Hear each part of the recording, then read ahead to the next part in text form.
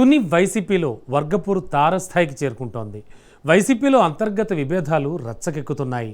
YCP జిల్లా అధ్యక్షుడు దాడిశెట్టి రాజా, యనమల కృష్ణుడు మధ్య అస్సలు పొసగడం లేదట.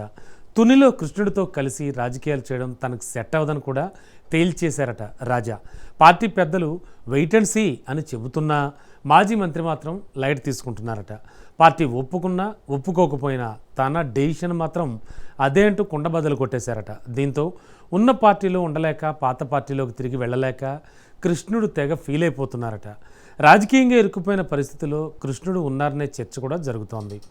అసలు ఒకప్పుడు చక్రం తిప్పిన నాయకుడి ఉనికి ఇప్పుడెందుకు ప్రశ్నార్థకమైంది? వైసీపీ వర్గాల్లో అసలు ఎలాంటి చర్చ నడుస్తోంది? Let's watch the story.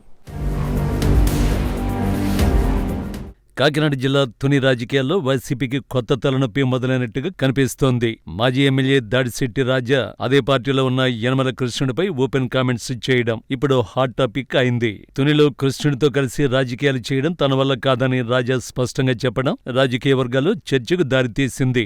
దశాబ్దాలుగా తునిలో యనమల కుటుంబం, దాడిశెట్టి కుటుంబం మధ్య ప్రత్యక్ష రాజకీయ పోరు నడుస్తోంది. ఈ నేపథ్యంలో అసలు తుని వైసీపీలో ఏం జరుగుతోంది అనేది ఇప్పుడు ఆసక్తికరంగా మారింది.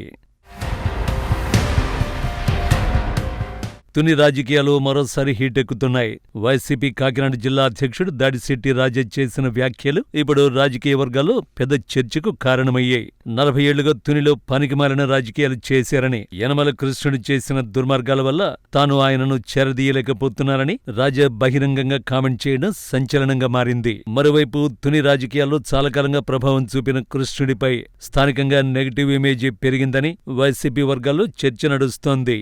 యనమల కృష్ణుడు వైసీపీలోకి వచ్చినప్పటికీ స్థానిక దాడిశెట్టి రాజ్యవర్గం ఆయనను పూర్తి స్థాయిలో అంగీకరించలేదని తెలుస్తోంది.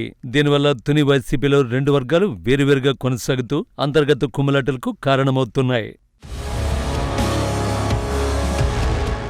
యనమల రామకృష్ణుడు సోదరుడైన కృష్ణుడు ఒకప్పుడు తుని రాజకీయాల్లో కీలకంగా వ్యవహరించారు. రామకృష్ణుడు రాష్ట్ర స్థాయి రాజకీయాల్లో బిజీగా ఉండగా తుని బాధ్యతలు ఎక్కువగా కృష్ణుడే చూసుకునేవారని చెబుతారు. టీడీపీ తరఫున తుని నుంచి 2 సార్లు పోటీ చేసిన కృష్ణుడు 2 సార్లు దాడిశెట్టి రాజా చేతిలోనే ఓడిపోయారు. గత ఎన్నికల ముందు టీడీపీలో టికెట్ ఆశించిన కృష్ణుడికి అవకాశం రాకపోవడంతో ఆయన వైసీపీలో చేరారు. అయితే అప్పట్లోనే కృష్ణుడి ఎంట్రీని దాడిశెట్టి రాజా వ్యతిరేకించారనే ప్రచారం జరిగింది. కానీ పార్టీ అవసరాలు, సామాజిక సమీకరణాల కారణంగా రాజా కూడా ఒప్పుకోక తప్పలేదని రాజకీయ వర్గాలు చెబుతున్నాయి. ఎన్నికల తర్వాత మాత్రం పరిస్థితి పూర్తిగా మారిపోయిందంటున్నారు. తునిలో రాజా ఓటమికి కృష్ణుడి వ్యవహార శైలి కూడా కారణమైందని ఆయన అనుచరులు భావిస్తున్నారట. మొదట్లో ఇద్దరు కలిసి కార్యక్రమాల్లో పాల్గొన్న తర్వాత కృష్ణుడికి ప్రాధాన్యం పెరగడంతో రాజాకు దగ్గరగా ఉన్న నేతలు అసంతృప్తి వ్యక్తం చేశారట. కృష్ణుడి వల్ల మేము నష్టపోయాం, మళ్లీ ఆయనను మాపై రుద్దొద్దు అంటూ రాజావర్గం స్పష్టంగా చెప్పినట్టుగా సమాచారం. ఇప్పటికే పార్టీ అధిష్టానాన్ని కూడా రాజా తన అభిప్రాయం స్పష్టంగా చెప్పేశారనే టాక్ వినిపిస్తోంది. తునిలో కృష్ణుడితో కలిసి రాజకీయాలు చేయడం కుదరదని క్లారిటీ ఇచ్చారట. అయితే పార్టీ మాత్రం ఇప్పటివరకు వెయిట్ అండ్ సీ ధోరణిలో ఉందని అంటున్నారు. మరోవైపు టీడీపీలో అవకాశాలు లేక, వైసీపీలోనూ పూర్తి స్థాయిలో స్థిరపడలేక యనమల కృష్ణుడు రాజకీయంగా ఇబ్బందికర పరిస్థితిని ఎదుర్కొంటున్నారనే చర్చ జరుగుతోంది. కృష్ణుడు రాజకీయ భవిష్యత్తు ప్రశ్నార్థకంగా మారిందని గుసగుసలైతే వినిపిస్తున్నాయి. తన పరిస్థితి రెంటికి చెడ్డ రేవడిలా అయిపోయిందని ఆయన తెగ ఫీల్ అయిపోతున్నారట.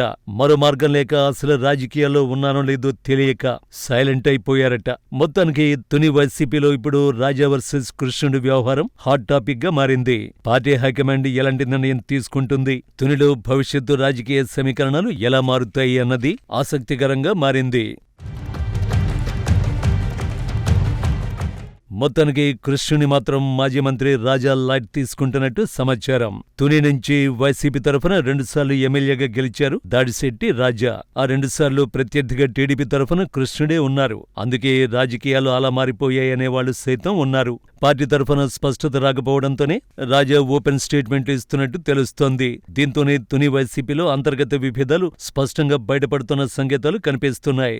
ఈ నేపథ్యంలో అసలు పార్టీ హైకమాండ్ ఎవరి వైపు నిలుస్తుంది? కృష్ణుడికి భవిష్యత్తులో రాజకీయ అవకాశాలు ఉంటాయా, లేక రాజా పూర్తిగా తన లైన్లోనే వెళ్తారా అన్నది రాబోయే రోజుల్లో క్లారిటీ వచ్చే అంశంగా కనిపిస్తోంది.